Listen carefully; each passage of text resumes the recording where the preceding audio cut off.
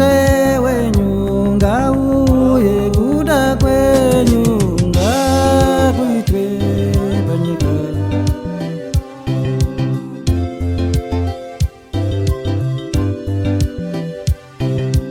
Mutipe nasi zvokudya zvedu zvinotiringana.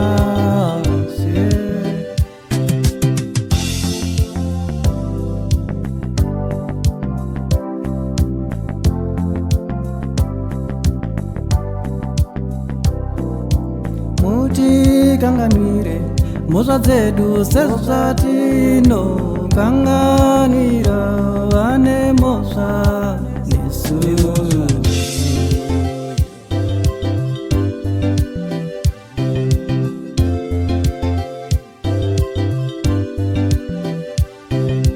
Regai kutiisa pakuidzwa asi mutirwirei pano wakaipa.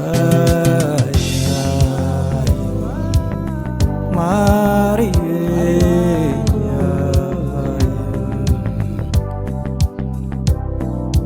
Baba wedu vari kudenga, zita renyu ngaribatwe noutsvene.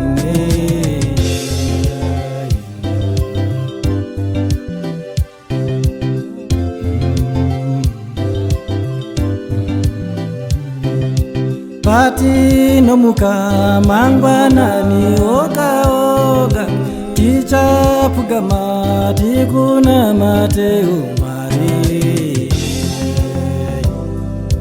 Mwari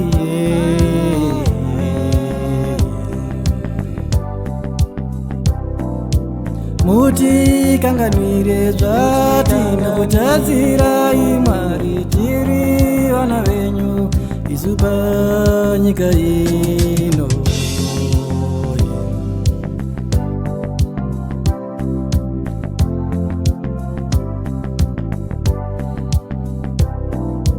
Pamberi penyu tinouya Mwari nekuzvininipisa.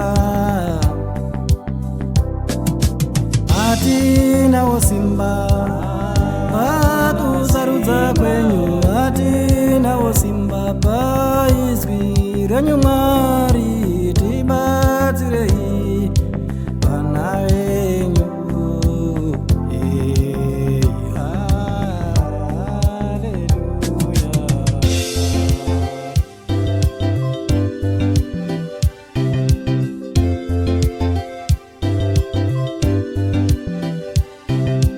Patinouya pamberi penyu Mwari, inzwai izwi redu, inzwai kuchema kwedu, tipeiwo Baba zvinotiringana, tipemberei.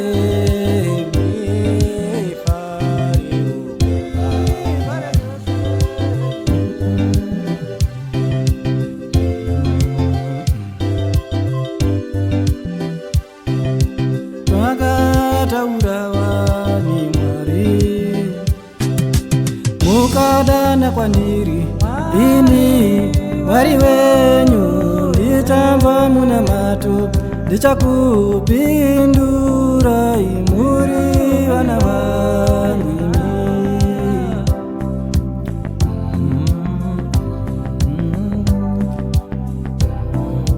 Makavimbisa upenyu hwakanaka kune uyo wose anodana kwamuri.